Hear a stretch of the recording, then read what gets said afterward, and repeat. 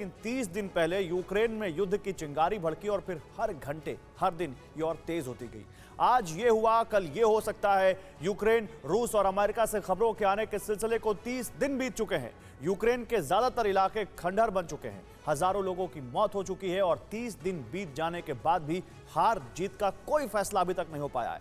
अब एक बार फिर यही सवाल है कि युद्ध कब तक चलेगा और कितनी जिंदगियां खत्म होंगी और कितनी बर्बाद होंगी।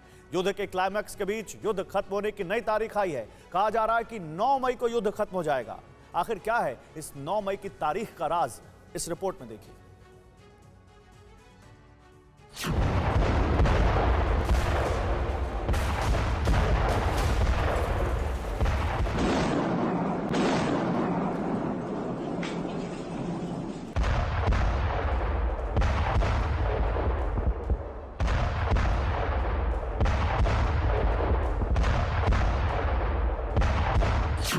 अनगिनत धमाके, बेहिसाब बारूद की बारिश।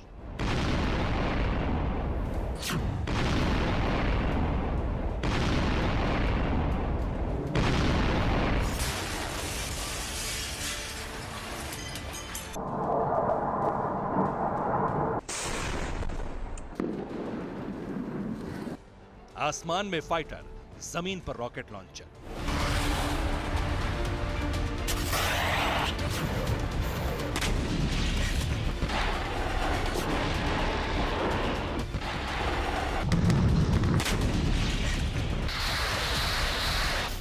आग, धुआं और राख की कालिक में छिपे बेरंग शहर। पिछले 30 दिनों से दुनिया यही देख रही है और अगले 30 दिन भी ऐसा ही कोहरा चलता रहेगा।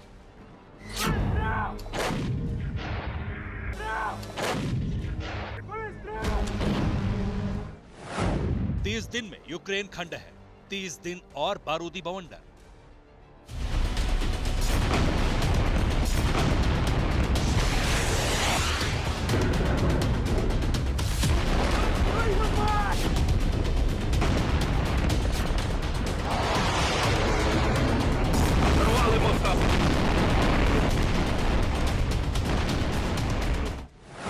मॉस्को में डेडलाइन फिक्स, वर्ल्ड वॉर का बढ़ता रिस्क।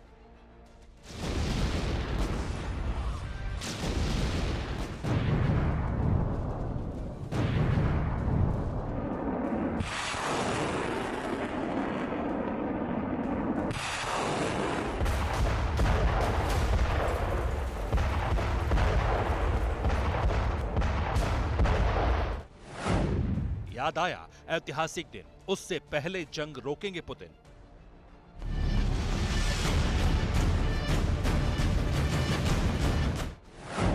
सीक्रेट रिपोर्ट से खुला राज, युद्ध कब खत्म, बताएंगे आज।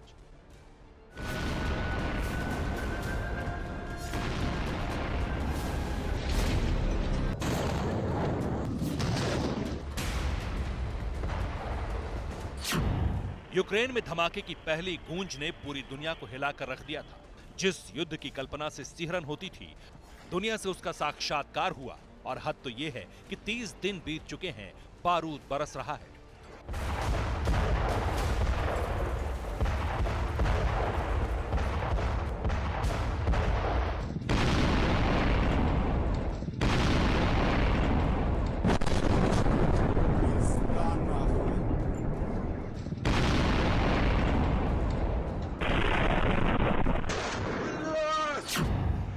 न गोला बारूद खत्म हो रहा है, न रूस का रुतबा कम हो रहा है, न यूक्रेन का जज्बा। 30 दिन बीत चुके हैं। दुनिया ने जिन ताकत और मिसाइलों की कहानियां सुनी थी, उन्हें इंसानों की बस्तियों पर बरसते देख रही है।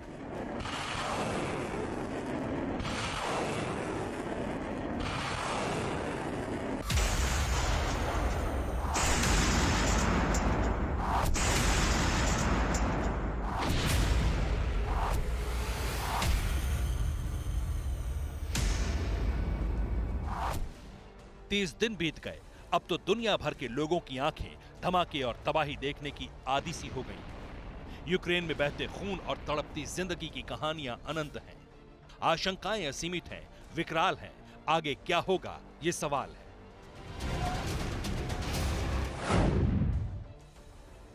नौ मई की चर्चा पूरी दुनिया में हो रही है। कहा जा रहा है कि यही नई डेडलाइन है। यूक्रेन में 9 मई के बाद बम नहीं फटेगा, 9 मई के बाद मिसाइल नहीं गिरेगी, 9 मई के बाद टैंक के गोले दागने बंद हो जाएंगे, यानी 9 मई को सीज फायर हो जाएगा।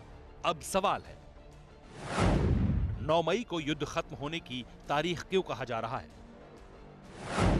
9 मई को ही पुतिन ने युद्ध खत्म करने की तारीख क्यों चुनी? 9 मई की तारीख आखिर रूस के लिए इतनी अहम क्यों है?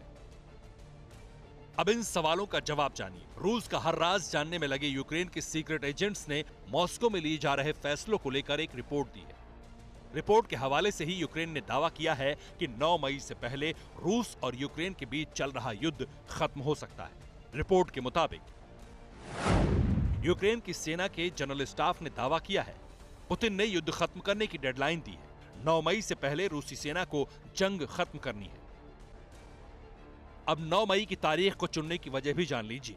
पहली वजह तो यह है कि ये रूस के लिए जश्न मनाने का एक बेहद खास दिन है। ये तस्वीर देखिए, हर साल 9 मई को मॉस्को में यूं ही जश्न मनता है। Полка 4-й Кантемировской дивизии и БУК-М3. विक्ट्री परेड निकाली जाती है, सेना शौर्य का प्रदर्शन करती है और पुतिन सलामी लेते हैं। अब आपको बताते हैं कि आखिर यूक्रेन युद्ध को पुतिन 9 मई से पहले खत्म क्यों करना चाहते हैं और 9 मई को जश्न मनाने का इतिहास क्या है। दूसरे विश्व युद्ध में अडोल्फ हिटलर की नाजी सेना कोहराम मचा रही थी। अमेरिका, ब्रिटेन और सोवियत संघ ने हिटलर को हराया था। 30 अप्रैल 1945 को हिटलर ने आत्महत्या कर ली थी। 8 मई को हिटलर की नाजी सेना ने आत्मसमर्पण कर दिया था। जर्मनी में उस दिन 8 मई की तारीख थी, लेकिन रूस में 9 मई की एंट्री हो चुकी थी।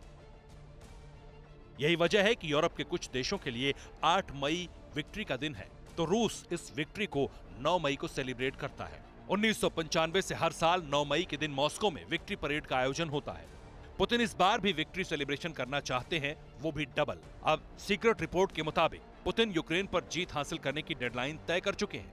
वो चाहते हैं कि 9 मई से पहले किसी भी हाल में यूक्रेन पर काबिज हुआ जाए, चाहे उसके लिए किसी भी हद तक युद्ध क्यों न करना पड़े।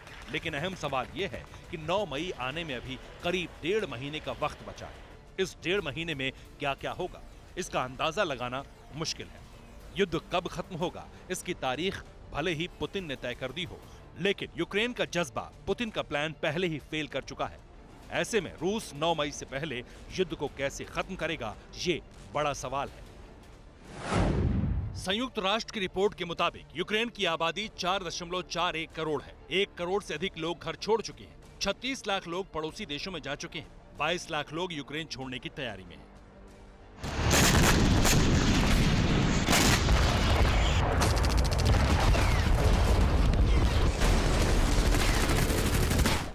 तीस दिनों में यूक्रेन के ज्यादातर इलाके बमबारी की वजह से खंडहर बन चुके हैं। रिहायशी इमारतें, यूनिवर्सिटीज, अस्पताल, स्कूल सब तबाह हो गए हैं। यूक्रेन के दावे के मुताबिक रूस को भी बड़ा नुकसान हुआ है। 15,800 रूसी सैनिक मारे गए, 530 से अधिक रूसी टैंक तबाह हो गए, 1597 सैन्य वाहन बर्बाद कर दिए गए, 47 एयर डिफेंस सिस्टम नष्ट हो गए, 8 लड़ाकू विमान मार गिराए गए, 124 हेलीकॉप्टर भी गिराए गए, 50 से अधिक ड्रोन हवा में खाक कर दिए गए। यूक्रेन को अब तक 100 अरब डॉलर से अधिक के नुकसान का अनुमान है। संयुक्त राष्ट्र की संस्था यूनाइटेड नेशंस डेवलपमेंट प्रोग्राम ने कहा है, युद्ध के हालात इसी तरह रहे तो यूक्रेन की अर्थव्यवस्था 2 दशक पीछे चली जाएगी। फिक्र आपकी, सोमवार से शुक्रवार रात 9 बजे सिर्फ TV9 भारतवर्ष पर।